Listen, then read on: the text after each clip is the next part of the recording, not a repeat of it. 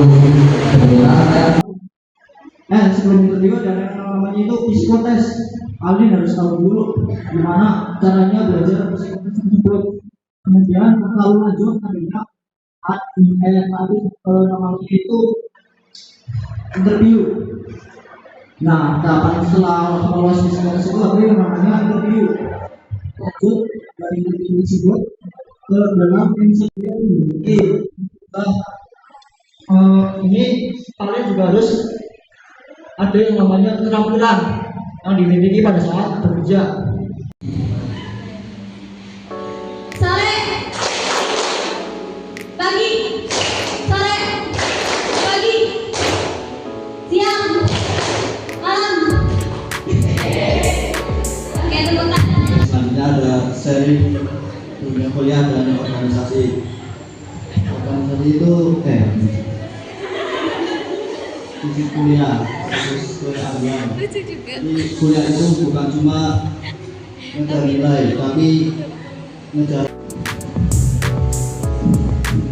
Lalu di sini ada poin terakhir adalah tips menentukan langkah ke depan.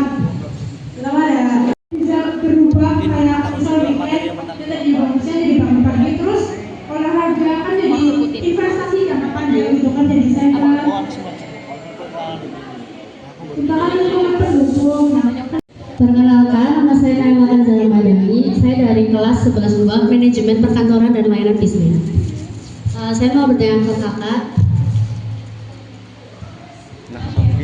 Saya mau bertanya tentang materi tadi yang bagian kita tuh harus punya planning 5-10 tahun ke depan. Jadi misalkan kita sudah punya planning selama 5 tahun atau 10 tahun ke depan, itu kan pasti banyak banget rintangannya, jalannya itu nggak mudah.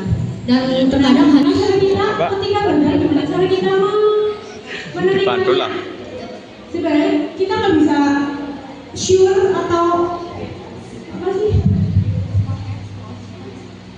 kayak yakin bahwa plan pertama itu akan berhasil kan enggak. Jadi kita memang dari awal kita membuat plan, ada plan A dan plan B, berarti plan B itu cadangan. Kita tuh dari jauh-jauh itu harus ikhlas. Dari orang tua juga pengen punya anak yang pendidikannya lebih Peradaban juga banyak. Ada yang mau tanya? Ya, sini maju juga apa?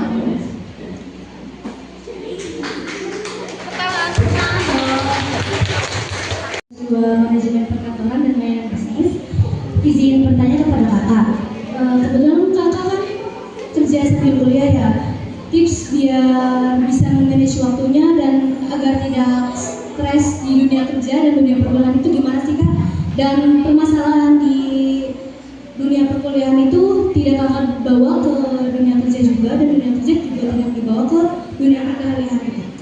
Nih, terima kasih kak.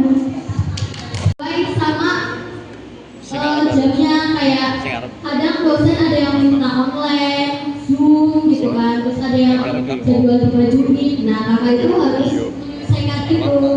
Kakak itu kerja. Ya intinya di sini kita tadi ya berdasar logis, bisa problem solving, jadi benar-benar harus bisa mengasah otak gitu. Di bidang pertanian, terus kalian juga nggak harus lulus jadi seorang petani itu, kalian bisa kerja di kantor kayak mungkin di bulog yang dia ngurusin sebuah pertanian. Kalau kalian ini Nah, ini meliputi yang pertama yaitu adanya kerja di bidang kerja yang kita. Jadi bisa kerja di BUMN, contohnya seperti PLN. Kemudian di ini pertanian TKI. Lanjut yaitu teknik elektro juga itu mempelajari yang namanya coding. Jadi hybrid antara SI sama teknik informatika.